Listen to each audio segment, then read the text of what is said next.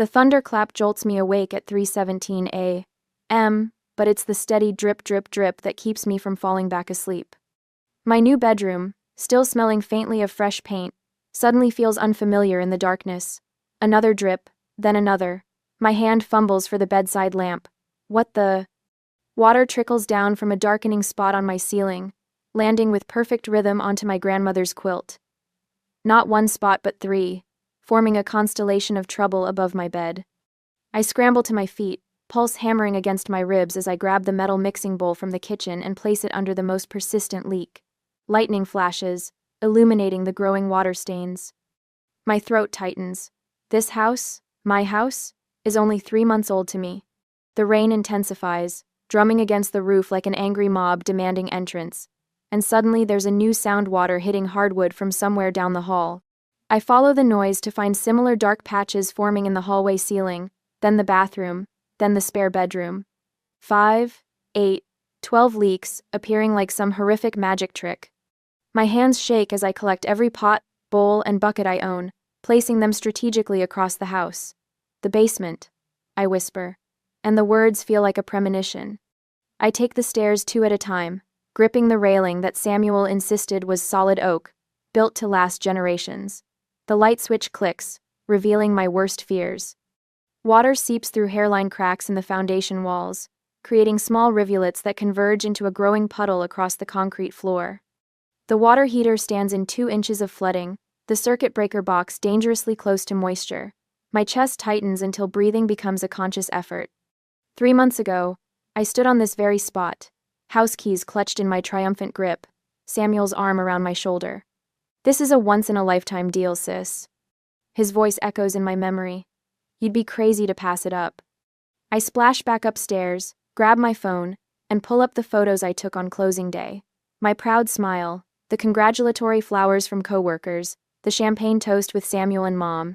The culmination of nearly 10 years of sacrifice, the cramped studio apartment, lunches packed in reused plastic containers, weekends spent working overtime while friends traveled to beach getaways. "This can't be happening," I whisper to the empty room. "I saved for almost 10 years. Rain batters the windows as I dig through the drawer, where I keep all the house paperwork. Samuel had handled everything, the inspection, the disclosures, the repair certifications. He was the real estate agent after all. My big brother, the expert, guiding his little sister through her first home purchase. The file folder spills across the kitchen table. Inspection report, repair certificates, disclosure forms, all bearing unfamiliar signatures. My fingers trace over the roof certification dated just 2 months before my purchase. Excellent condition, 15-year minimum life expectancy. The foundation assessment claims no evidence of water penetration or structural compromise. My mother's voice surfaces from last Thanksgiving. "At your age, you should have been a homeowner years ago. Your cousin Teresa already has her second property." The rain drumming against the windows feels like an accusation now. I trusted them. I trusted Samuel because he was family. But as I stare at these documents, something cold and rational awakens inside me. The certifications all come from companies I've never heard of. The inspector's license number looks oddly similar to the roof certifier's business license. These repair certificates look off, I murmur, pulling out my laptop. Around 7 o'clock, my sleepless night and several searches later, my suspicions crystallized into something more concrete. The roof company doesn't appear in any business registries. I called Samuel, but he did not respond. The foundation inspector's license expired 3 years ago. I called Samuel, but he did not respond. Then I sent my mother interrogating messages. An hour later, my phone buzzes with the special ringtone I assigned to Samuel. I answer without greeting. "Hey sis, Mom mentioned you asked about some leaks? Old houses settle, you know." "Probably just minor issues. I'll swing by tomorrow with my caulk gun. Fix you right up." "The basement is flooding, Samuel. The foundation is cracked. The roof is failing everywhere." "All houses have little problems," he laughs, the sound hollow. "Remember, you got this place for a steal. Some maintenance is expected." My voice steadies. "I'm changing the locks tomorrow." "What? Why would you?" I ended the call without a word. 10 minutes later, my mother's name lights up my screen. "Celia Andrews, how dare you lock out your brother who helped you? After everything he did to get you into that house, This is how you show gratitude? The house is falling apart, Mom. Did you know? Silence stretches between us, damning in its duration. You're overreacting. It's just a little water. After hanging up, a voicemail notification appears, Dad. His voice sounds strained. Your mother says you're overreacting about the house. Call me back when you can. I called my friend Kelly instead. The doorbell rings at 9 a.m. Kelly stands on my porch holding 2 coffee cups, accompanied by a burly man with a tool belt. You sounded terrible on the phone, she says, pressing a warm cup into my hand. This is Mike. He's a contractor friend who owes me a favor. Mike whistles low as I lead them through the house, pointing out each leak, now captured in a variety of kitchen containers. In the basement, he kneels by the foundation wall, scraping at a suspicious patch with his pocket knife. The fresh concrete crumbles away, revealing the crack continuing behind it. I've seen flips like this before, Mike says, standing and brushing dust from his knees. They covered it up just enough to pass inspection. This wasn't disclosed? I shake my head, a hard knot forming in my stomach. Your family did this to you? Kelly asks quietly. Samuel was my agent. He brought in the inspector. My voice cracks. My life savings. $68,000 for the down payment. Kelly's arm wraps around my shoulders. This isn't right, Celia. Your family took advantage of you. Rain continues to fall outside, but inside, something shifts. The shock and betrayal begin to crystallize into something harder, more determined. I take a deep breath and straighten my spine. I need to find out exactly what they did. The contractor Mike stands in my basement, examining crumbling concrete with practiced hands. Water still seeps from behind a fresh patch on the foundation wall, creating a small rivulet across the floor. He takes pictures with his phone, the flash illuminating dark corners where water stains tell a story older than my 3 months of homeownership. See this? He points to the junction where wall meets floor. They used color-matched concrete to hide the crack, but didn't fix the actual structural issue. Kelly's hand finds my shoulder. How bad is it, Mike? He straightens, brushing dust from his knees. Bad. This isn't just a leak from the storm. These are chronic issues someone deliberately covered up. The word deliberately hits me like a physical blow. I brace against the wall, steadying myself. Let's see those inspection papers again, Mike says. Upstairs, I spread the documentation across my kitchen table. The coffee Kelly brought sits cold beside stacks of papers bearing unfamiliar signatures. Mike flips through them, his frown deepening with each page. This inspection report is garbage, he says finally. It doesn't even mention the foundation. And look at this. He taps a signature at the bottom. Martin Keller. I know every inspector in this county, and there's no Martin Keller. My brother arranged everything, I whisper. The implications tighten around my chest like a vice. Mike pulls out his phone and searches something. The license number on this report belongs to a home inspector whose certification expired 3 years ago. My throat constricts. How is that possible? They took a real license number but faked the name, Mike says. The roof certification is just as bad. Company doesn't exist. Kelly picks up another document. Look at this repair certificate for the electrical panel. Same handwriting as the roof paper, just different letterhead. Mike excuses himself to make a call, stepping onto the back porch. Through the window, I watch him gesturing as he speaks. When he returns, his expression has hardened. I called a buddy at the county records office. This house was purchased 8 months ago by Andrews Investments LLC. He looks at me. Any relation? The room spins slightly. That's my brother's company. Mike nods as if confirming a suspicion. He bought it as a flip property. My buddy says they pulled permits for cosmetic work, only new cabinets, flooring, paint. Nothing structural. Kelly's eyes widen. They were trying to unload it. Not just trying, Mike says. According to my buddy, there were 2 pending sales that fell through after inspection. Real inspections, not this nonsense. He taps the fraudulent papers. I sink into a chair. They couldn't sell it to anyone else, so they sold it to me. I look up at Kelly and Mike, their faces confirming what I already know. My own family deliberately sabotaged my financial future. They weren't helping me achieve my dream, I say, the realization crystallizing. They were solving their problem. Memories cascade through my mind. Mom's urgent voice last Christmas. You're not getting any younger, Celia. This market won't wait forever. Samuel's insistence on handling everything. Trust me, this is what I do. Dad's uncomfortable silence during the closing, the way he wouldn't meet my eyes when Samuel handed me the keys. I need documentation of everything they knew and when, I say, surprising myself with the clarity of thought emerging from my shock. Mike nods. I can give you a full inspection report with photographs and repair estimates. It's going to be expensive, isn't it? I ask. Ballpark? You're looking at about $120,000 to make this place safe and up to code. My stomach lurches. My entire savings gone, and now 6 figures of repairs needed. But something has shifted inside me. The initial shock has hardened into something more dangerous, a cold determination. Kelly's phone rings. She answers, listens briefly, then looks at me. It's William, your dad. He wants to talk to you. I take the phone. Dad? Celia. His voice sounds strained. Your mother told me you're making accusations about the house. They're not accusations, Dad, they're facts. Samuel sold me a house with known structural defects that he deliberately concealed. A long pause. I didn't know how bad it was. Can we talk? The doorbell rings. Kelly answers while I continue with my father. Through the kitchen window, I see a woman in a crisp pantsuit standing on my porch. Kelly returns with her. This is James Morgan's assistant. James is a real estate attorney. I called her prior to coming here this morning. The assistant extends her hand. Mr. Morgan has an opening at 3 today. He believes you have a strong case for fraudulent misrepresentation and failure to disclose. I tell my father I'll call him back and end the call.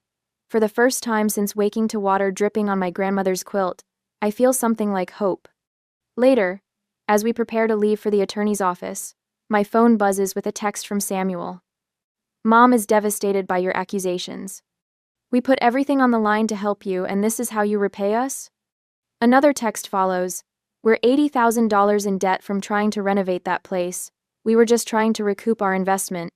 Kelly reads over my shoulder. They're scared. They should be, I say, tucking the phone away. Let's go see James Morgan. I gather the fraudulent inspection reports, the contractor's assessment, and photographs of the damage. As we head to the car, I notice Mrs. Hendricks from next door watching from her porch. She waves hesitantly. Your brother told us what a good deal you were getting, she calls. Said he was doing you a special favor because you're family. I pause, a new thought forming. Mrs. Hendricks, would you be willing to tell an attorney what my brother said to you about this house? She nods slowly. I remember thinking it was strange how much he talked about what a good sister you were to buy his investment property. Another piece of evidence falls into place. I smile for the first time in days. Celia, Kelly says as we get into the car. This isn't just about the money anymore, is it? No, I reply, watching my leaking house recede in the side mirror. It's about making sure they never do this to anyone else. The next morning, after I slept at a temporary apartment, the previous owner's business card burns in my palm as I stand in front of his blue Craftsman with the meticulously tended flower beds. Mr. Prescott, a retired electrical engineer with wire-rimmed glasses and carefully combed silver hair, invites me inside with a puzzled expression. I wasn't sure I should meet with you, he says, gesturing toward a floral-patterned sofa. Your brother was quite insistent that I not discuss the property with anyone. My heart hammers against my ribs. That's exactly why I'm here. Mr. Prescott disappears into his study and returns with a thick manila folder. I kept copies of everything. Force of habit from 40 years in corporate America. He adjusts his glasses. When your brother approached me about buying the house, I was upfront about everything wrong with it. His weathered hands carefully extract a document with an insurance company letterhead. This is the denial letter from my homeowner's insurance. They refused to renew coverage due to the foundation issues and roof damage. He taps a paragraph highlighted in yellow, dated 14 months ago. I scan the document, each word like a knife twisting deeper. The insurance company specifically cited extensive pre-existing foundation compromise and evidence of repeated water intrusion through failing roof structures. Mr. Prescott sighs. I told your brother everything. Showed him all the documentation.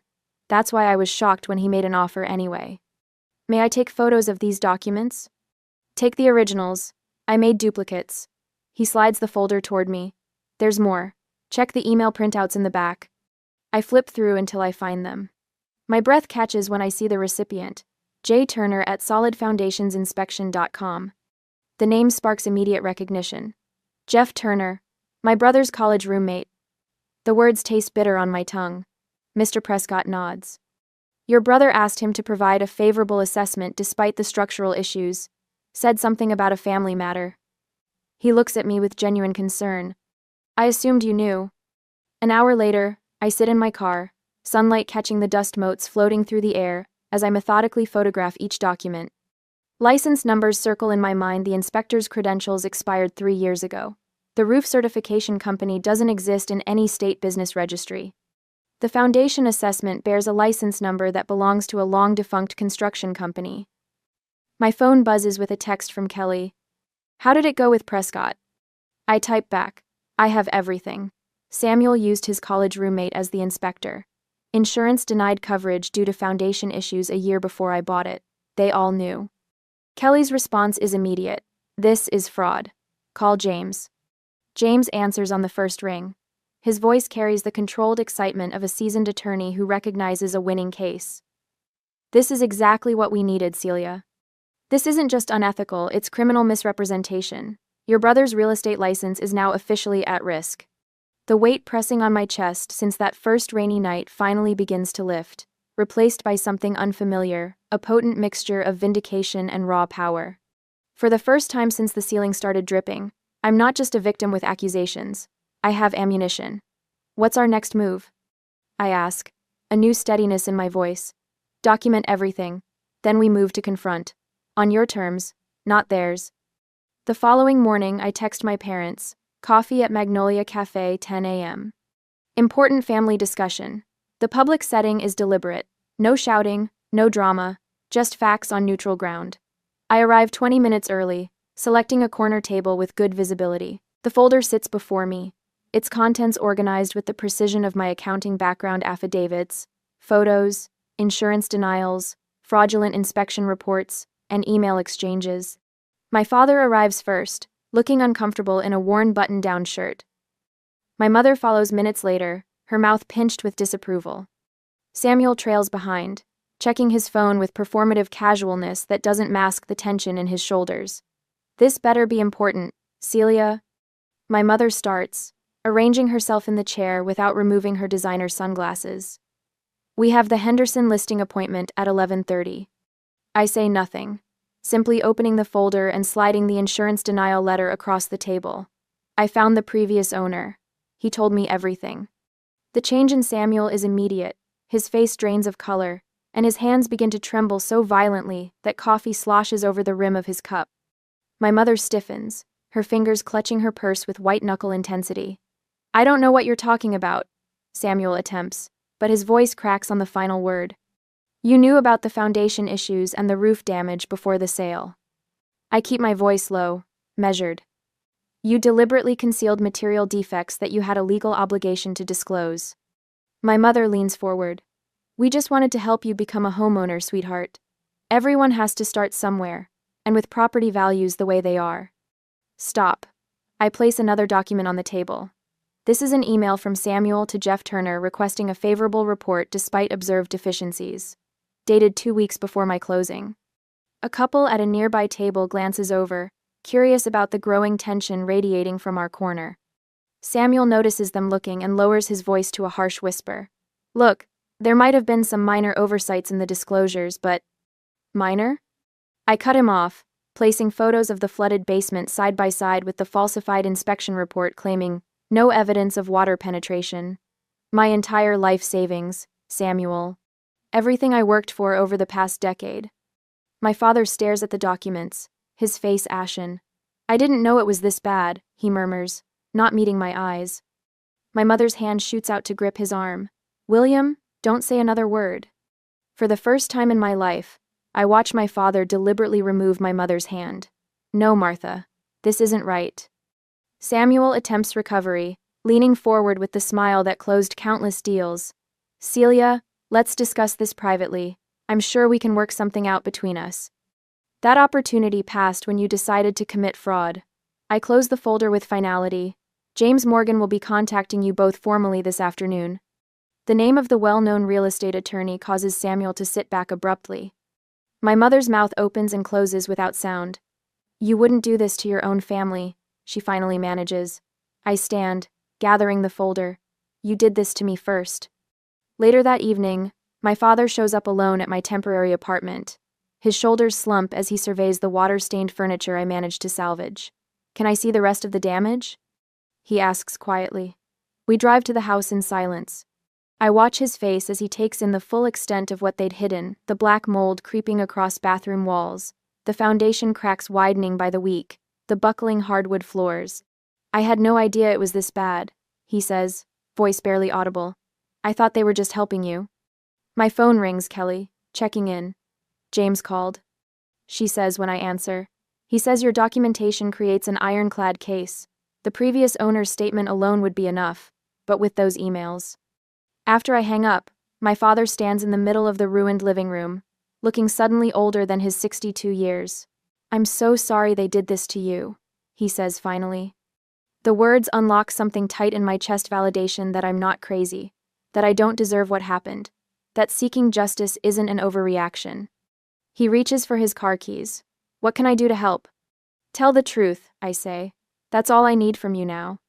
As he leaves, I stand in the doorway of my damaged house, watching the sunset paint the neighborhood in golden light.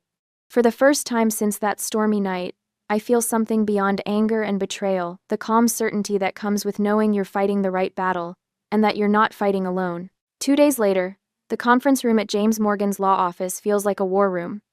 Stacks of documents cover the polished mahogany table, inspection reports, disclosure forms, county records, and a timeline of communications Kelly helped create. I scan the piles with a precision born from years of accounting work, my initial shock giving way to something colder and more focused. The roof certification isn't just suspicious, it's fraudulent, James says, tapping a document with his index finger. The company doesn't exist in any state business registry. I nod, feeling oddly detached as I organize another stack of papers. The hurt that consumed me during that coffee shop confrontation with Samuel and Mom has crystallized into something harder, more tactical. Fraudulent misrepresentation is our strongest claim, James continues, but we also have failure to disclose, breach of fiduciary duty, and potentially license fraud. What's the burden of proof? I ask, pulling out my notebook. The accountant in me craves specific parameters, measurable standards, preponderance of evidence. We need to show it's more likely than not that Samuel knew about these issues and deliberately concealed them. I've spent the past 3 days studying real estate disclosure laws until my eyes burned. Samuel had a legal obligation to disclose all material defects, especially those affecting structural integrity or posing safety hazards. Exactly, James says with approval. Your brother's license required him to put your interests above his own. Kelly returns with coffee for everyone. So what's our next move? Build an ironclad case before filing anything, I reply, accepting the steaming cup.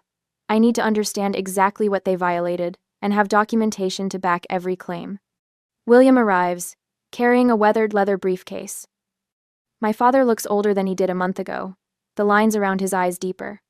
I found these in our home office, he says, sliding a folder toward me, Samuel's original notes on the house before he marketed it to you. James whistles softly as we examine the contents. Handwritten notes detail foundation cracks, water intrusion points, and a complete roof replacement needed as soon as possible, underlined twice. This is exactly what we needed, James says. Direct evidence he knew. The methodical work continues through the afternoon.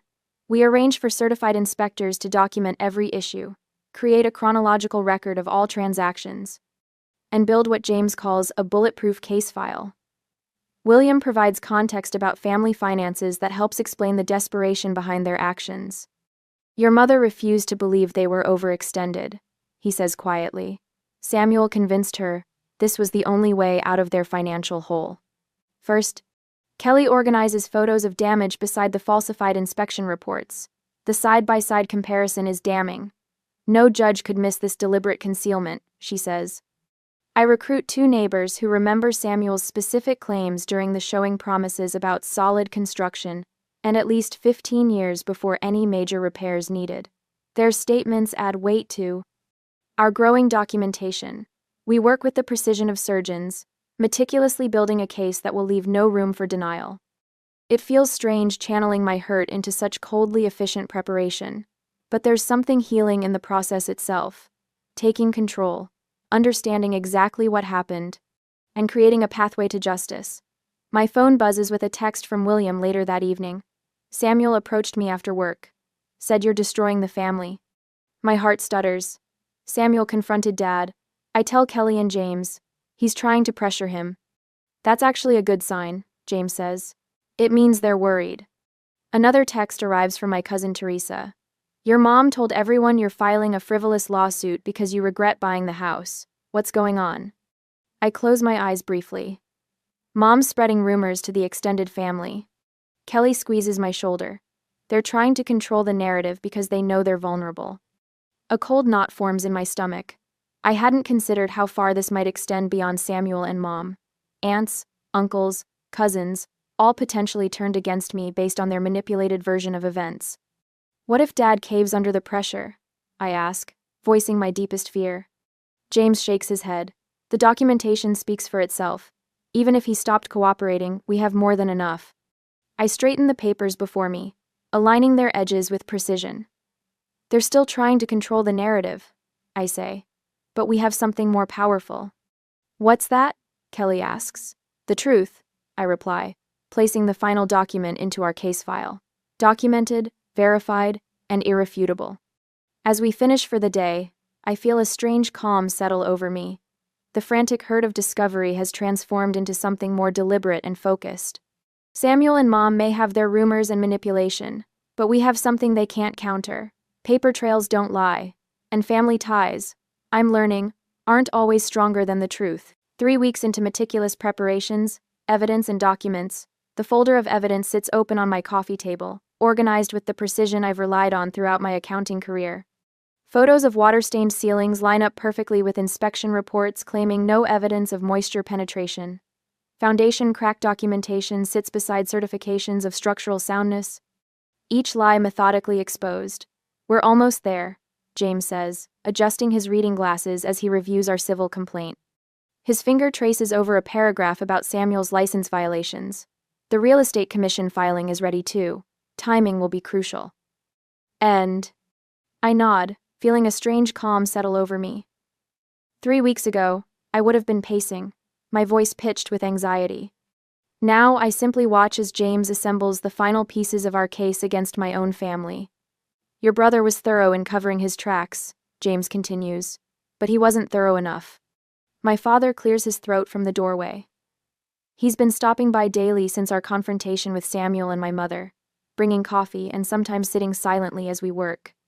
Today, he carries a manila envelope. I found these in my home office, he says, sliding the envelope across the table. Samuel asked me to store some paperwork. I never looked inside until yesterday. James opens it, and I watch his eyebrows rise. Inside are repair estimates dated months before I purchased the house. Foundation repairs, $42,000. Roof replacement, $28,000. Electrical system overhaul, $15,000. They knew, I whisper. They knew exactly how bad it was. Dad sits heavily on the couch. I'm sorry, Celia. I should have asked more questions. I place my hand over his. The skin feels paper thin, spotted with age. Once, those hands seemed capable of fixing anything broken in our childhood home. Now they tremble slightly. We'll add these to the documentation, James says, matching the repair estimates with our photos. Side by side, the evidence becomes irrefutable. Kelly returns from the kitchen with fresh coffee. This is damning, she says, examining the estimates. What's next? We need to be absolutely thorough, James replies. The moment we file, Samuel and Martha will claim I'm pursuing a vendetta. We can't leave any opening for doubt. I spread the photos across the table, clinical in my assessment now. The emotional storm has passed, leaving behind a focused clarity I never knew I possessed. Every leak, every crack, every patch of mold carefully documented and matched with falsified reports. My phone buzzes. Samuel. I haven't spoken to him since our coffee shop confrontation, but I answer. You need to stop this, he says without greeting. His voice sounds strained. Do you understand what happens if you go through with filing these complaints? There will be family consequences you can't undo. I remain silent, listening. Mom is already telling everyone you're just money hungry. He continues. Cousin Rachel's wedding next month? You can forget about attending. Thanksgiving at Aunt Patricia's? Not happening. The threat hangs between us. Once, this would have devastated me. Now I recognize it as leverage, the only kind he has left. I know about your financial history, Celia. The late payments on your student loans 3 years ago when you were between jobs. The credit card you maxed out after Dad's heart attack. I can make you look irresponsible. I end the call without responding, my mind already calculating this new variable. Samuel? Kelly asks, reading my expression. He's preparing counter-accusations about my financial history. I explain. And Mom is telling the extended family I'm money hungry. James frowns. We should prepare for character attacks. Dad stands straighter. I'll speak to your mother. No, I say. Let her talk. This isn't just about money anymore.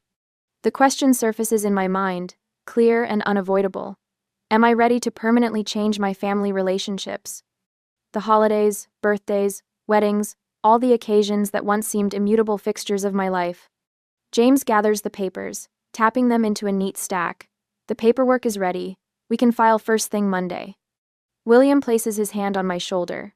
You have the truth on your side.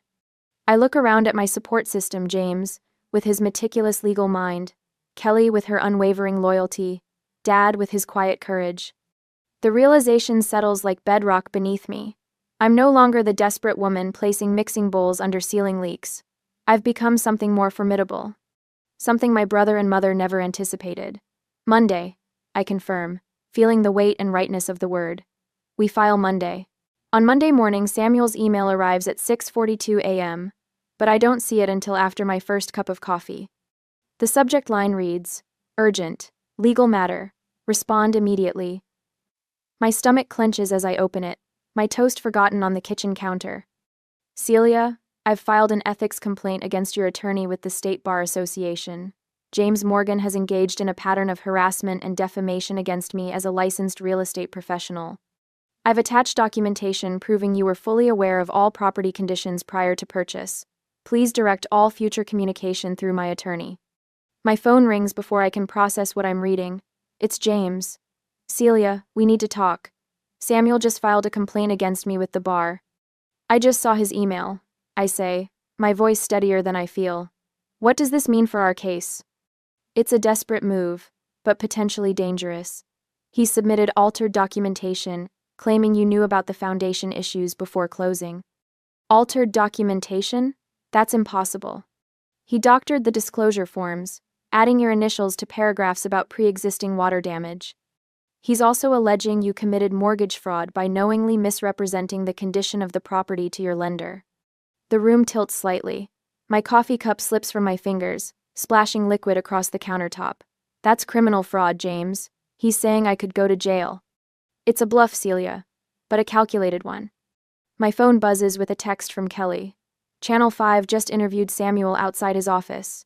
He's calling himself a victim of family betrayal and false accusations. Call me. Before I can respond, an email notification from my company HR department appears. Request for meeting regarding external financial allegations. James, my employer just contacted me about allegations. What's happening? Samuel's escalating. Making this public, trying to damage your reputation before we can file our case. He's created a narrative that you're trying to extort him after making poor financial decisions. I sink into a kitchen chair, my legs suddenly unreliable. My mother called William this morning. She was crying, saying I was destroying the family. My voice catches. He said she tried to convince him I was becoming unstable and needed help, not legal action. They're applying pressure from all angles, James says, his voice grim. This is their most aggressive move yet. Are you ready to respond just as forcefully? I think about the months of preparation, the documented evidence, the falsified inspection reports. What's our counterattack? We file everything. Today. Complete documentation with the court and the real estate commission simultaneously. We've prepared for this, Celia. It's time to deploy everything. 2 hours later, I meet Kelly at James's office. The conference room table is covered with organized stacks of documents. I just got 3 calls from friends asking if I was really trying to bankrupt my brother over minor house repairs. I tell them, my hands shaking slightly as I set down my purse. Samuel's version of events is spreading through our entire social circle. Kelly squeezes my shoulder. I've already provided my written statement about the condition of the house before you purchased it. Remember what we found in the attic? The receipt for temporary foundation patches dated a week before your showing? James nods, tapping a thick folder. We have everything we need. The previous owner's testimony, the contractor reports, the falsified inspection documents, and most importantly, the door opens and my father walks in, looking tired but determined. His eyes meet mine. I brought what you asked for, James. He places a manila envelope on the table. Martha doesn't know I found these. Samuel left them at our house after Celia's closing. It's the additional evidence about fraud and false reports about the house. My throat tightens as I reach for his hand. Dad, thank you. I should have spoken up sooner, he says, his voice rough with emotion. When Samuel started targeting your professional reputation, I knew this had gone too far. James opens his laptop. With William's evidence, we can file for an emergency injunction against Samuel's business operations pending investigation. The Real Estate Commission will move quickly once they see the original inspector's signature alongside the falsified documents. My phone rings, Samuel. I silence it, and moments later a text appears. This will destroy your career if you don't back down. Last chance to fix this quietly. I show James the message. His response is immediate. That's textbook intimidation. We're adding it to the filing. Within hours, James submits our complete case file to both the court and the Real Estate Commission. The evidence packet contains everything: inspection reports, repair certificates, foundation assessments, witness statements, Samuel's threatening messages, and William's damning testimony. By evening, my phone won't stop buzzing with notifications. Friends sending screenshots of Samuel's social media posts calling me mentally unstable. Family members forwarding Martha's emotional pleas about family loyalty. Even my aunt in Florida called to ask why I was persecuting my poor brother. How are you holding up? Kelly asks, bringing me tea as we sit in her living room. I've been staying with her since the intimidation started. Better than expected. I answer, surprising myself with the truth of it. A month ago this would have broken me. Now it just confirms I'm doing the right thing. My phone lights up with James's name. Celia, the judge granted our emergency hearing request. Tomorrow morning, 9 a.m. So soon? The Real Estate Commission representative called me personally after reviewing our evidence. They're sending someone to observe the proceedings. Samuel's attempt to discredit you actually accelerated everything. After I hang up, Kelly looks at me with concern. Are you ready for tomorrow? I nod, feeling a strange calm settle over me. For the first time since this started, I'm not afraid of them. The truth is all documented now. Later that night, as I review my testimony one final time, my father calls. Celia, your mother and Samuel came to the house tonight. They wanted me to sign a statement saying I never saw any documents and that you've been acting irrationally. My heart skips. What did you do? I told them to leave. I said I'd see them in court tomorrow. His voice breaks slightly. I'm sorry it came to this, sweetheart. Me too, Dad. James says our case is solid. The evidence speaks for itself. After we hang up, Kelly brings me a cup of chamomile tea and sits beside me on the couch. Try to get some sleep. Tomorrow we show them what real integrity looks like. I close the folder containing my testimony notes. Tomorrow everything changes, my family, my reputation, my future. There's no going back, no settlement possible, no version of tomorrow where things return to how they were. Samuel's final text arrives as I'm getting ready for bed.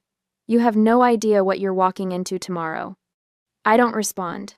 There's nothing left to say that the court won't hear in the morning. The next morning, the courthouse looms like a limestone fortress in the morning light. I adjusted my blazer, the navy one I'd planned to wear, suddenly felt too casual for today and gripped my leather portfolio tighter. The weight of documentation inside represents months of methodical work, each page a brick in the wall of evidence against my own blood. Ready? Amen. James asks, his voice steady as we approach the imposing steps. Kelly squeezes my arm. You've got this, Celia. The courtroom buzzes with low conversation. I spot familiar faces from the neighborhood, colleagues from Samuel's brokerage, and even Mrs. Winters from across the street. My stomach twists when Martha and Samuel enter through the side door with their attorney, a silver-haired man whose tailored suit probably costs more than my monthly mortgage payment. Samuel catches my eye. his face a mask of practiced concern. He leans toward his attorney, whispering something that makes the man nod. Martha dabs at her eyes with a tissue, the picture of maternal distress. William slides into the bench behind me. "I'm here," he whispers, his hand briefly touching my shoulder. "All rise," the bailiff announces as Judge Eleanor Harmon enters, her expression unreadable behind wire-rimmed glasses. The proceedings begin with clinical efficiency. Samuel's attorney presents his opening statement, his voice resonating with practiced sincerity. "Your Honor, this case represents an unfortunate misunderstanding between siblings. My client, a respected real estate professional with 15 years of experience, helped his sister purchase her first home. Now Miss Andrews claims fraud because of routine maintenance issues that arise in any property." He displays documents on the court, monitor disclosure forms bearing my signature, repair certifications with official-looking stamps, photos of the house on closing day. "These issues," he continues, gesturing toward a diagram of the house, "fall within standard disclosure exemptions under Section 82.4 of the State Real Estate Code.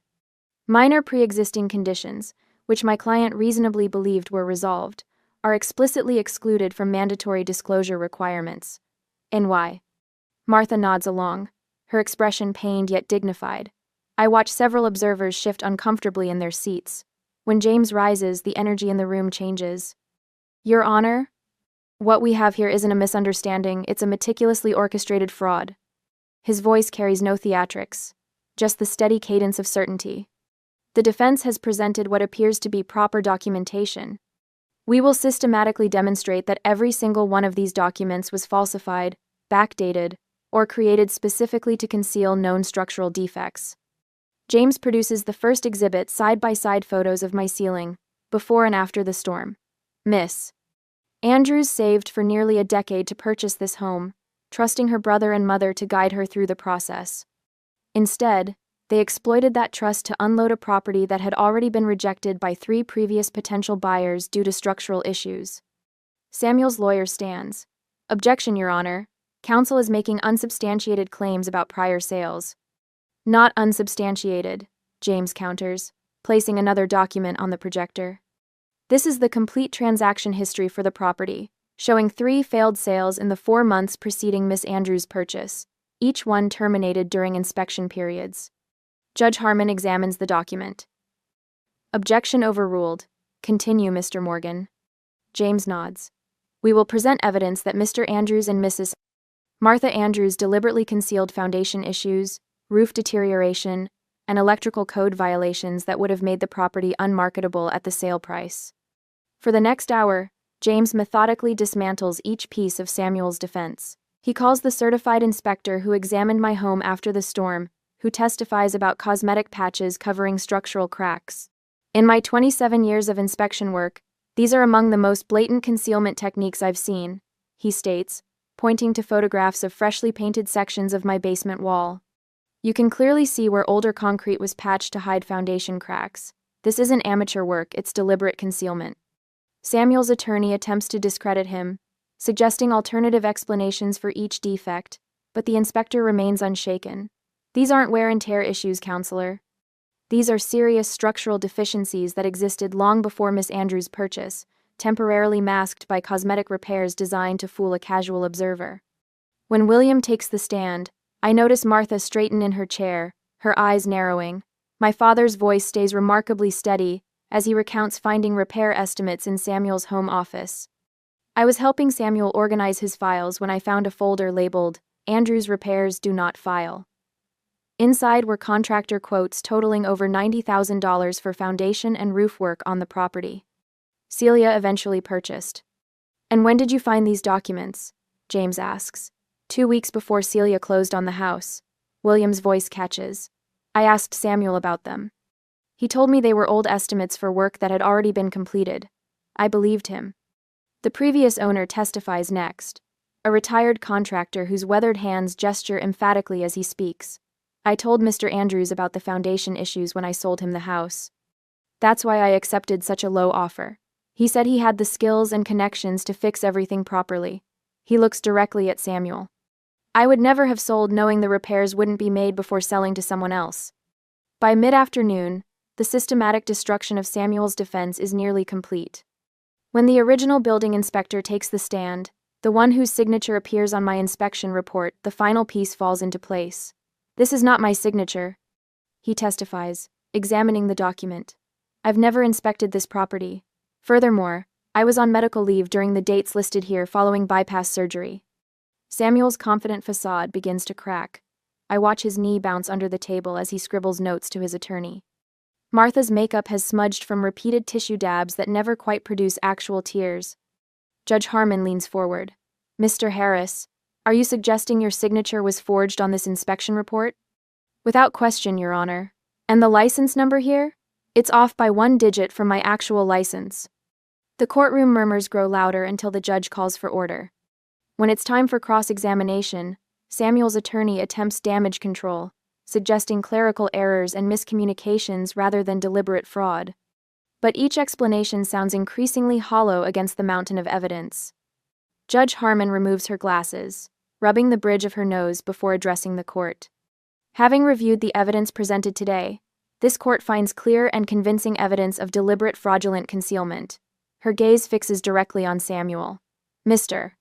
Andrews abused his position as a licensed real estate professional and exploited familial trust to perpetrate what appears to be a textbook case of real estate fraud."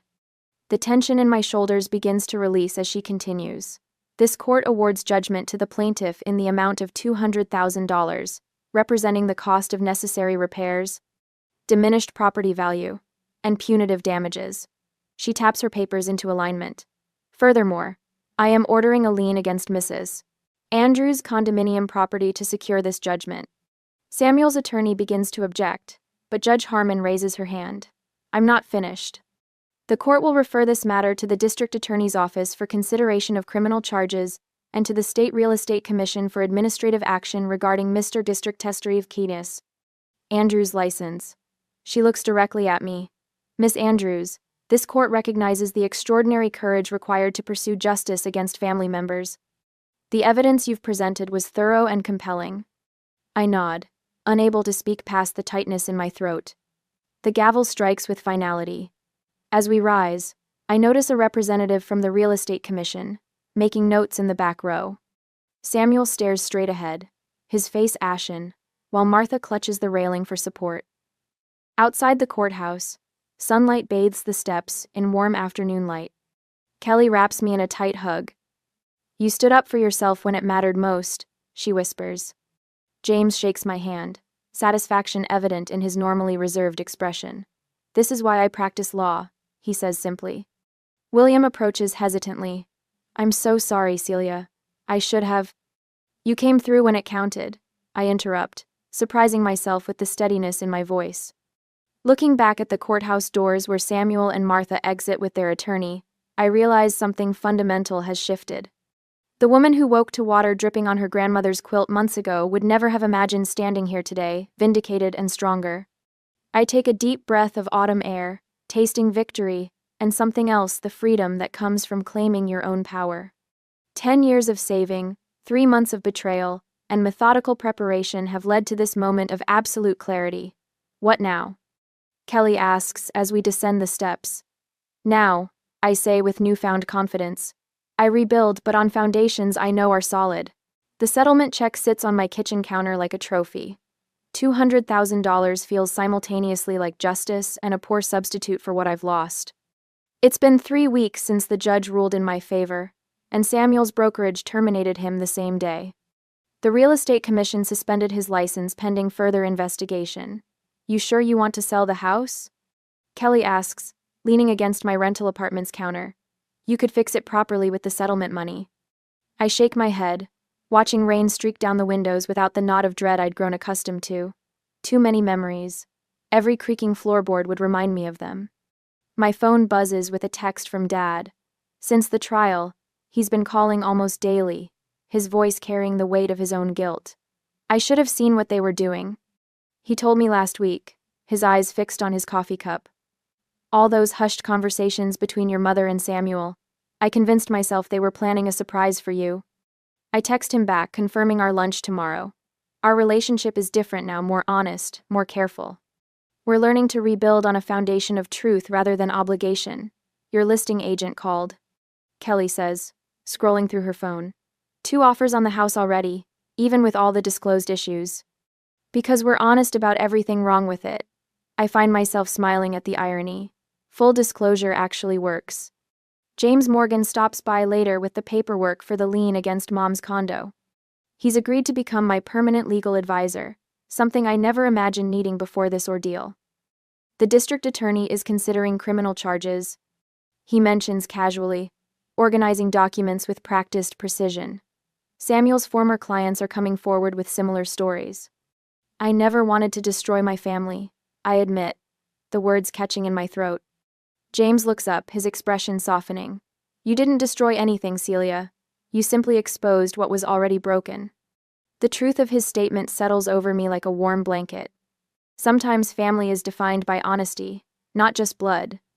6 months later, I stand in the doorway of my new living room, watching raindrops race down windows that don't leak. This house, my real house, passed 3 separate inspections before I signed a single paper.